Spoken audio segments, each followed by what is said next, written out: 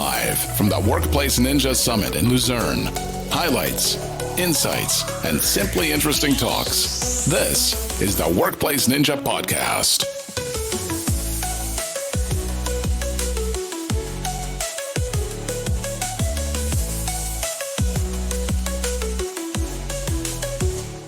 So welcome back. We're almost back to back with all the recordings that we're doing. It's a really busy day on Wednesday. So it's Wednesday, I guess. Wednesday's a day full of podcasts. Yeah. My name is Frans Oudendorp. With me, Harjit Dhaliwal. Yes. From Microsoft, my co-host. And we have two crime. Two community guys. Nickolaj. Two handsome community guys. And Mattias. Two Please good welcome. friends. Thank you so much. Thank you. Matthias is a little bit shy. No, I'm not shy. I'm just acting shy. You're looking shy. Okay, let's dive in. Nickolaj, who are you? What are you doing? The first time that we met. I think it is, right? Yeah. Well, so I'm Nickolaj Andersen. I am from Sweden. I have been a Microsoft MVP for 9 years as of now. And I've been hosting the MS Endpoint Manager community for almost 12 years. It's me. If you turn a bit up, that's good. Then everyone can hear Mattias quite good. So you're a long time, Nickolaj, a long time in journey into working with Endpoint Manager, active in the community, being an MVP and so on. What is, if you're looking back at the last few years, what is the most thing that you excite of being active in the community? Oh, that's a tough question because I'm trying to be almost everywhere, right? I mean, I truly live for the community and sharing my knowledge with that. I think not just that. You also have built a lot of tools for the community. True. Over the years. Yeah, that's one of the outcomes of being this sort of active, I believe. Mm-hmm. However, I have though just I've been focusing a little bit more on my family throughout the past couple of years.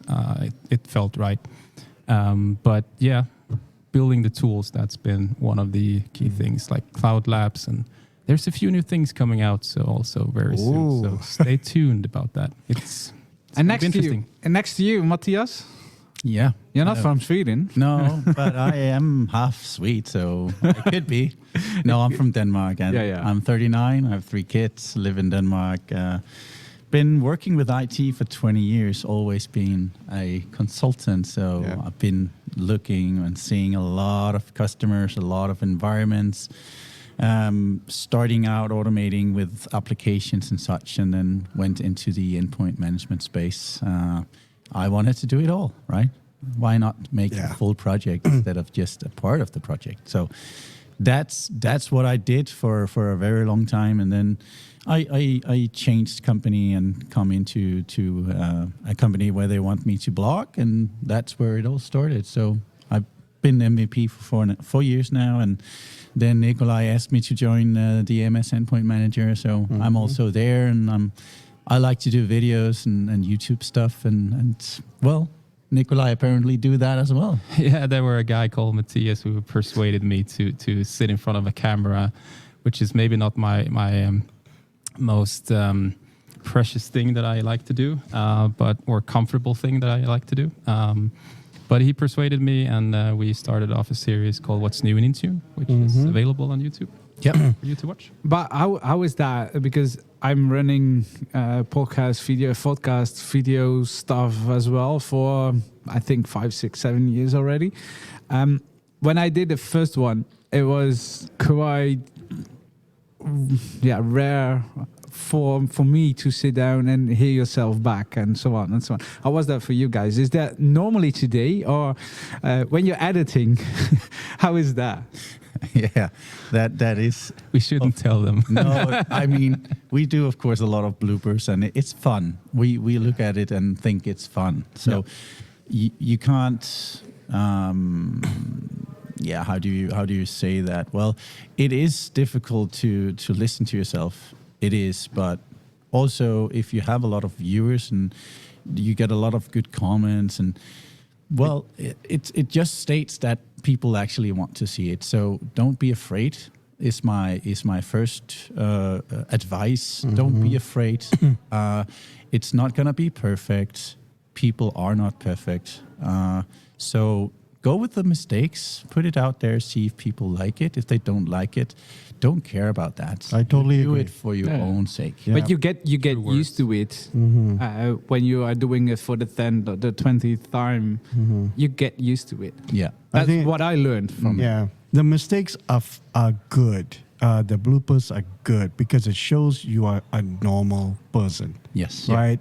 You relate to people. They relate to you like, oh, if these guys can do that and they're not taking it seriously, but the messaging is coming across what you intend for whatever you're trying to share, that's fine, right? So you got to be real. Yeah. Looking back on this conference, you're back. You were here last year. Nickolaj, is that your first time? This is actually my first time, yes. How do you like it so far? Oh, it's excellent. I love it. Yeah. I want to come back next year. Yeah, let's organize that. I think we can do that. Hopefully. You're both doing a session together on cloud native shift. What's that? What kind of things are you sharing? What do you want to attendees take away from your session? That's a hard one because Nickolaj and I we always struggle to put it into 60 minutes. Yeah, I think it's too much. I think what we can say really is that what we did with the session was to basically cram down or squeeze in 2 years worth of effort of work to get to a cloud native state for the two companies that we represent here, or we're talking about in that session. It's really hard. So you need to find sort of what I told Mattias initially is that we can either talk about all of the issues that we had, or we can try to build a story around it where we started, how it went from the beginning to the end, and explain that journey. And that's what we were trying to do, basically, so that we could relay a message that it's possible. It's not going to be a easy sort of journey. You will have bumps down the road, but it is possible. And it's just not for a company of 1,000 or 100 employees. It's a large company, right? Which is generally more complex to get into motion. So what you guys are sharing is real world experiences. Exactly. Which is very important, right? It's just not a theory thing and stuff like that. This is how you do it, whatever. This is how you guys did it and got to that point. Yeah, I mean, when Microsoft talks about this, it's a strategy. So do this, and do that. And then you're all good, and it's faster, it's better battery life, and it's a lot of things. But every organization has a unique situation, right? So you can put it all in writing and stuff, but it doesn't always work out. No, so you gotta and I mean we also did the high level strokes, but we also went into details on the most important stuff: where to start, what to look at, what could a plan look like. Bring in your management, have them in your back when you come and say, we want to do this because of a strategy in the company. That is so important. Otherwise, you will never succeed in changing this. Yeah, and I think one of the key points really that we wanted also to present, instead of just saying you should do this or you can do this, is that there is not a single approach to this. You need to define and figure out your way of getting to what you define as a cloud native state, right? That's one of the key messages and benefits that we wanted to share. I did that journey for a few customers as well. When I look back, and I want to hear your view on that, because I think 1 year ago, 2 years ago, not all ingredients were there to make it happen. And I think all the ingredients are there now to make the cloud shift fully happen, also for large customers. Is that true? What's your opinion on that? That's also a hard one because it differs from company to company. For example, the customer I have right now it's a very, very small problem, but it's prohibiting 45,000 users to get to cloud native. I mean, it's a certificate. Come on. That should prohibit you from going to cloud native. It's not DNS? No, it's not DNS. DNS works, It's just DNS. But So it's a certificate issue that's blocking such a big number of people. Yes, because I want to digital signature on Adobe PDF files. Okay. Yeah. Maybe we could just buy another solution, but that's not in the budget. That's not something we plan to do. We don't even own that part. So it's someone else's IT stuff that we have to then say, pretty please, we have a strategy. With a bit of sugar. Yes. Could you please upgrade your stuff so you don't block our stuff? And the business strategy to be able to build machines from wherever in the world. Yeah. So I need to ask to close that door. So they will do that. Otherwise, there's too much noise on our end. Looking forward, companies are moving, and I know, Nickolaj, you're doing stuff with automation, with Win32 apps. There's another session as well. I think it's today that you're running.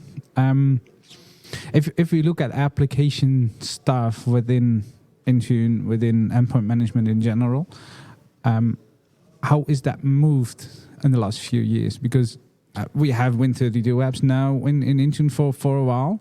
Is that that's solving a problem for a lot of customers, but we're moving into SaaS applications as well. So what's your view on that? So just to come back to your previous question a little bit, of things that wasn't really there when we did it.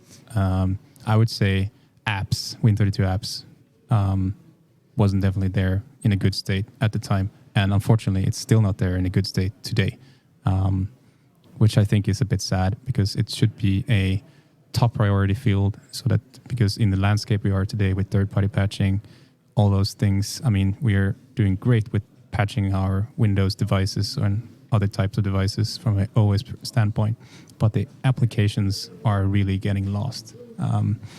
We had that discussion offline. Absolutely. I'm trying to convey that message everywhere I can because I really believe it's so important. No, but in my organization, we are considering even going third party simply just because there is a lack of functionality that is missing within that model today. Yeah.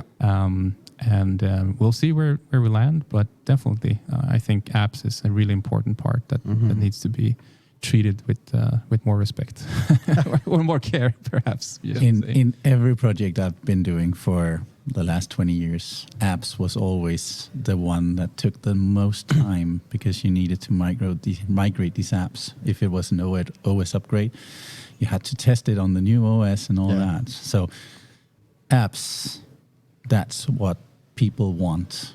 Apps is what that was a big priority in my previous job. I worked, like 20 years in university, and that was one of my big responsibilities. And I really put a lot of focus into apps, managing them. People just think like, oh, you just double click and install, and all that fancy stuff is good. But there's a lot more that happens behind the scenes. Imagine if it were as easy as on iOS or similar, right? Then it would be this big of a discussion. But apps on Windows has existed for so many years in so many flavors, so many forms that it's become a jungle. It just needs a single native way of being installed, updated, and uninstalled. Yeah. Those are the three aspects. And app security on top of that, right? Exactly. That's why the patching is important. Yep. Many times we actually put on sys baselines and everything on these clients, right? Yeah. We configure them with a lot of configuration, and then we leave the third-party apps. Big hole in the OS. Yes. Super. We have a hole still. I was thinking of one of the conversations that I lost the last few days. Someone was mentioning Edge for Business when moving regarding to applications, when moving into SaaS applications. So the single application that a lot of organizations need to use is Edge for Business. So that will be a single point of problems, so to say, because if Edge fails, then you don't have access to certain level of applications. What do you think when moving to cloud native especially in relation to Edge for Business and all the other apps. What do you think about that? I like to think of Edge as an operating system, because there's so much stuff to configure and consider and ensure that you are protecting your users from those apps within that browser. So that's my view of it. Maybe it's a little bit extreme, but I mean, if you go look through the available settings and configuration options for there, it needs to be given a lot of time and effort to actually ensure that you're in a good state for your business. So that's my view. So managed browser, that's what I can say. I think that's super important to understand, and that's a journey in itself. Yeah, definitely. Couldn't agree more. And we usually maybe go with 2 browsers when one strikes, you have the other one. But then you have Internet Explorer mode, and you don't want people to go in and get all these add-ons into your browser. And Edge needs to be managed. It is. I like that way. Actually, I've never heard it described that. Me too. I was just thinking about that. Like, this is the first time I'm hearing. It was an operating system. It was one of the sort of key views we had initially in our project, right? Because we had like no control of browsers, no management of them at all. People could do whatever they like. And with me and a colleague, we sat down. Okay, we need to define our strategy for browsers. What is it going to be? Are we really going to support like 4 or 5 different browsers and make sure that all our business critical applications within those are functioning? That's never going to happen. No. So we made a strategy. We went for one browser. If it works in the others, if the user wants to use them, fine. But they will have the same baseline settings as our default browser, right? Just so that we can make sure that they are managed if a user deviates from that strategy, right? Or has a religious decision of using another browser or whatever, right? Users will always be users. Yeah. I just made a rollout to 200 users on Windows 11 Cloud Native, and we were coming from a Windows 10 platform that were hybrid, and a lot of things change here. So I sat also with all the ServiceNow tickets and all the things coming in, and the top 3 and maybe the top 5. That was the SharePoint site. That was the start page was wrong, because we rolled out to 40 countries, and they didn't like the standard home screen. They wanted their customized that they had when they had GPOs. Right. That's where we are. This is users. Mm-hmm. Yeah, but we need to educate when moving into cloud native, in my opinion, and maybe you can share your opinion on that. What we did in the past with every single group policy on a specific user and in the Netherlands we call that pampering the users, that every setting is set for them. And nowadays with cloud native, you get a device, we do a few things, but all the rest, you're onto it. And you can configure that what you want. And if you have done that once, probably we can store some settings in a synchronization service so that it will be there if you're taking up a new device as well. But you're in charge. And I'm from a sysadmin perspective. I don't want to do everything, because people are working from home on different countries or whatever. They have the freedom to do the things. But maybe I can totally relate with that, because I have the mindset of where I would like more possibilities of setting a default setting that provides the user override capabilities. And a lot of settings in Edge, for instance, have that capability.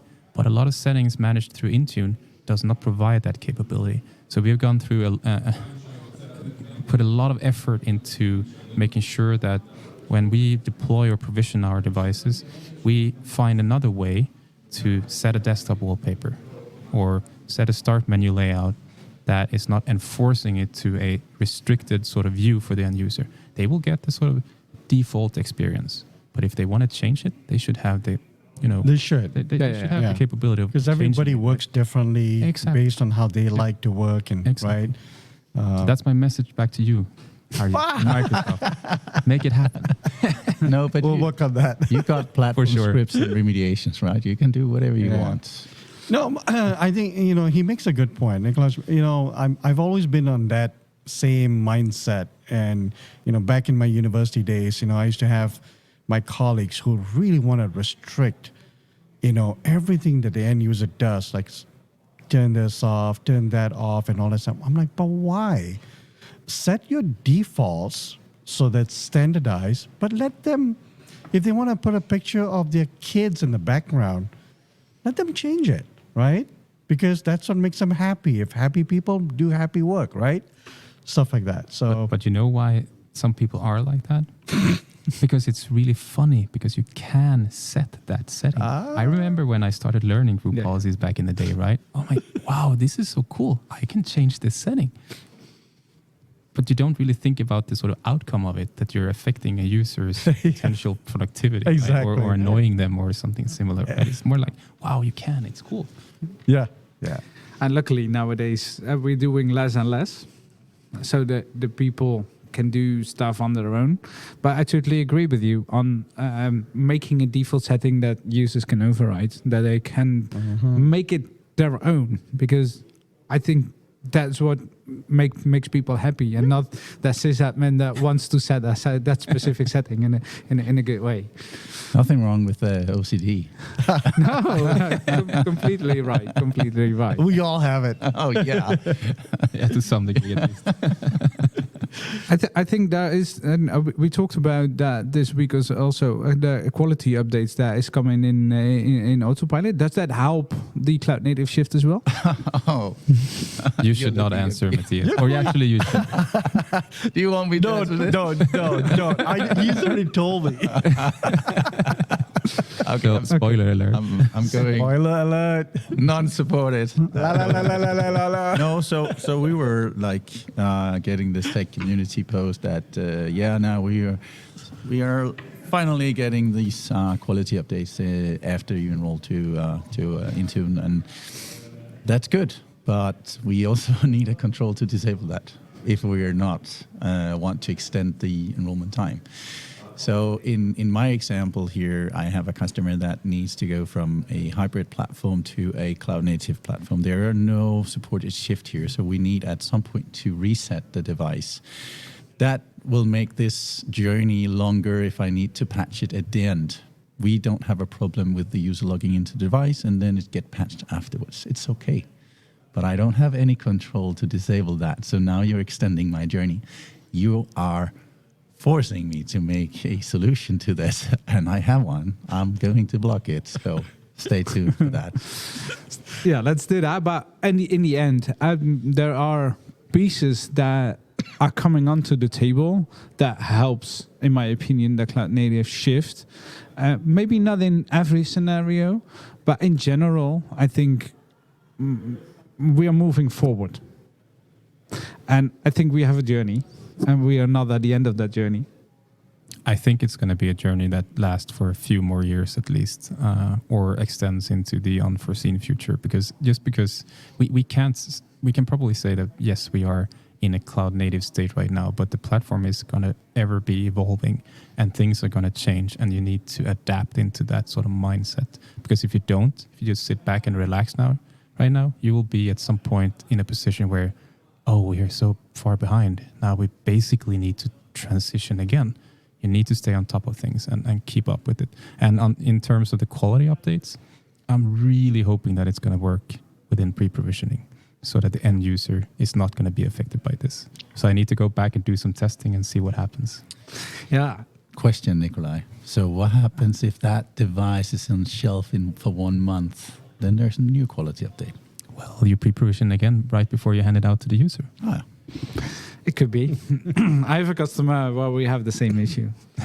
Pre-provisioning, lay it in the closet, and then take it back in 2 weeks, in 3 weeks. So if you do it the opposite around, you just put it in the closet. When you take it out, you pre-provision it. It takes half an hour.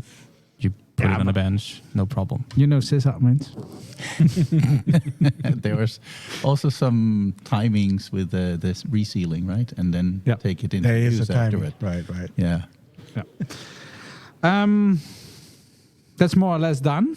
One question left. Nickolaj, you're actively in creating stuff, and you did a small announcement in the beginning of the recording. There will be some new stuff. Is there something you can share already, or do we take that for the next time? Spill it. I'll spill it. No, but it's not a secret. We need to get to Windows 11.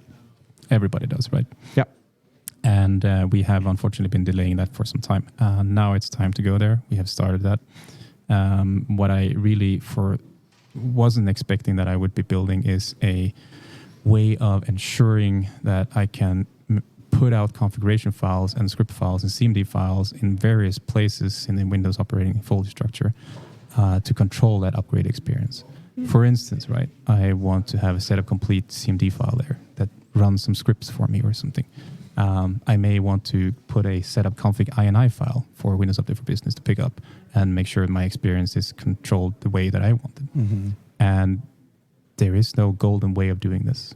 There is a lot of documentation. There's a few blog posts from great MVPs and other people that have shared that knowledge.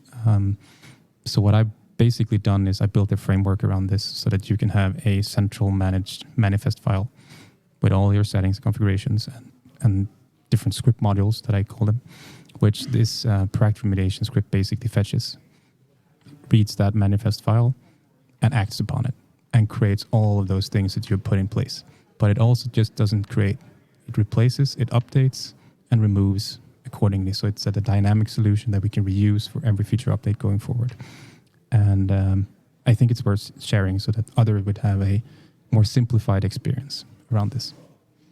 Nice. Excellent. It's called Feature Update Controller. Oh, I'm really bad with names. Task sequence for upgrading OSs. Yeah, what we will do... Kind of. Perhaps. Yeah. Not a sequence, it's a script. No. What we will do, we will take that URL when it's available. The video is available in the next few weeks, probably somewhere, and I will take that in the description, so we will feature that one. Nice. Darn, now I need to do it. Yeah, but I can wait for I publish this video. So you can publish it. Yeah. Thanks for the recording, guys. Really interesting talk about the cloud native shift and the journey that we are having there. I think we need to move forward. Every company needs to move forward on that. All the ingredients are there. Maybe not for every scenario, but we're coming somewhere, I guess, in the next months, in the next few months, in the next few years. We are moving forward. So thanks. Yeah. Do Windows 11. Definitely. Get there. Definitely. That's the Windows man. Yeah. Windows man has plug it in. And if you're watching, please like and subscribe so you know when the newest videos, recordings or whatever are coming online. So stay tuned for the next one. Thank you.